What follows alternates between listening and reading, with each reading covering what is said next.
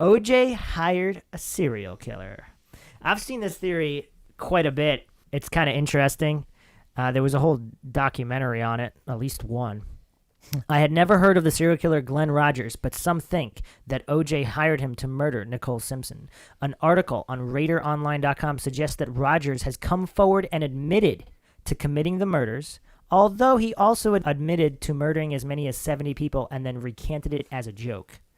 So just this guy's character is definitely in question on whether or not he would be honest about it. This theory is supported by Rogers' own brother, Clay, who says, "I'm absolutely certain that my brother Glenn killed Nicole Simpson and Ron Goldman in the documentary My Brother, the Serial Killer." Have you seen that one, Johnny? Maxwell, have you seen that one? No, I have not, but I want to see it. Yeah, so it's... How long is the documentary? It's out there.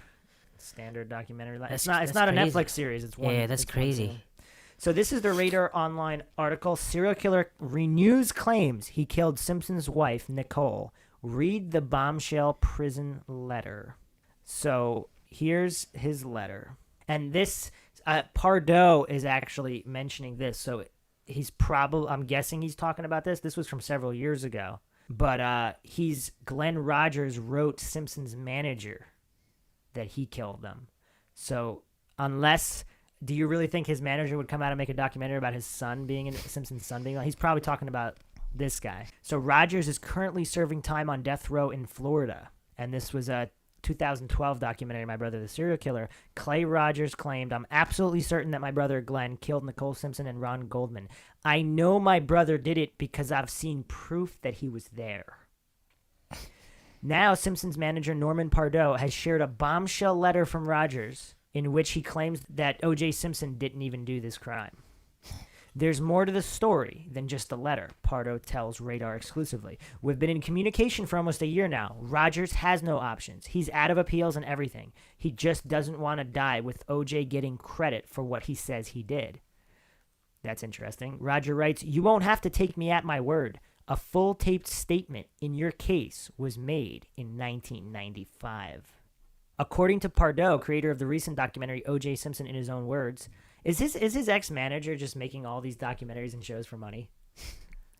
I was thinking that too, but you said he's got so much footage and there's That's what lawyers. he said. He said he does. We'll see if he... Because why didn't he really use it for the other documentaries?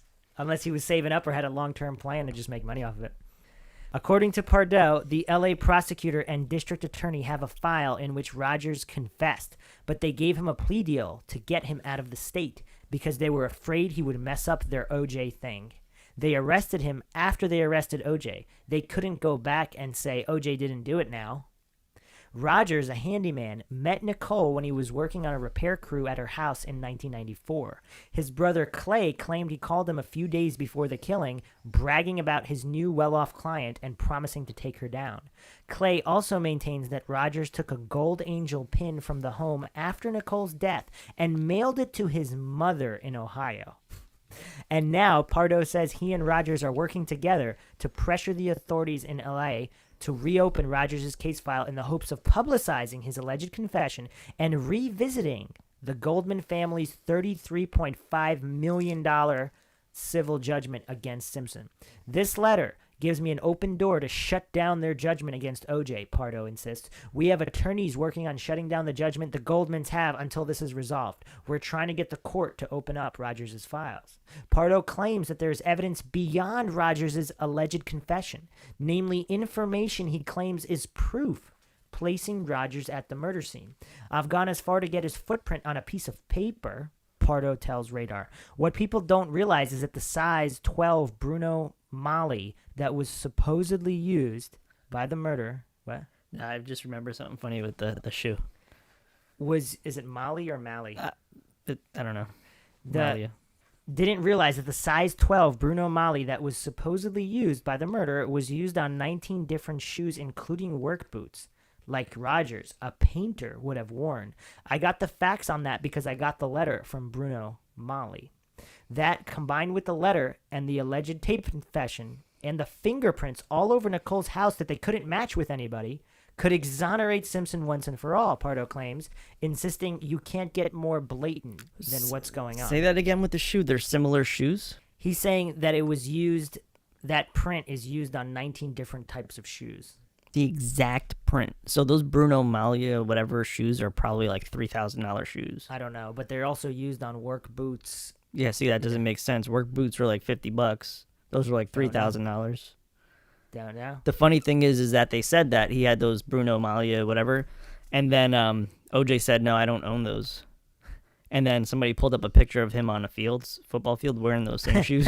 Oh yeah, I remember that. That was like a really funny moment. In that. And I mean, he owns them. what did he say about that? I don't know if they just brought borrowed it my to him. friends. It was just in a documentary, like they were just okay. bringing. Oh, they didn't bring it up to him. I don't know if that was part of the case. That's funny. I think that was just after the fact people found that. Yeah.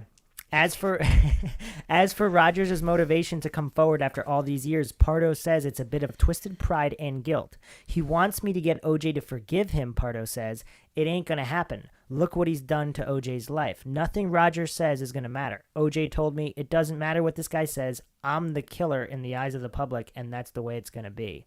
In the eyes of the public is added in brackets, so the quote was, I'm the killer, and that's the way it's going to be. At the time Rogers first made his claims, LAPD spokesman Commander Andrew Smith told CNN, the LAPD is quite confident that we know who killed Nicole Brown Simpson and Ron Goldman. We have no reason to believe that Mr. Rogers was involved. But isn't that what he would say if they were framing OJ? Smith did not respond to Radio's request for comment. Okay, so what do we think of this theory? Nobody's buying this one? Yeah, that one's a little weird. I don't know. My questions, not to be glib, but how does one hire a serial killer? Think about that for a second. Weren't the victims' blood in OJ's Bronco? What about all of that evidence? OJ used a hired killer, not just any killer, a serial killer. This theory actually comes from Clay Rogers, brother of serial killer Glenn Rogers, who claims his brother confessed to the murders of Nicole and Goldman while he was on death row. In this theory, Rogers was hired by OJ to commit a robbery, but told to kill his wife if she got in the way, which she did. But you need to remember Rogers claimed to kill more than 70 people and then recanted, so he's not exactly a trustworthy source, but there are signs he was in LA at the time.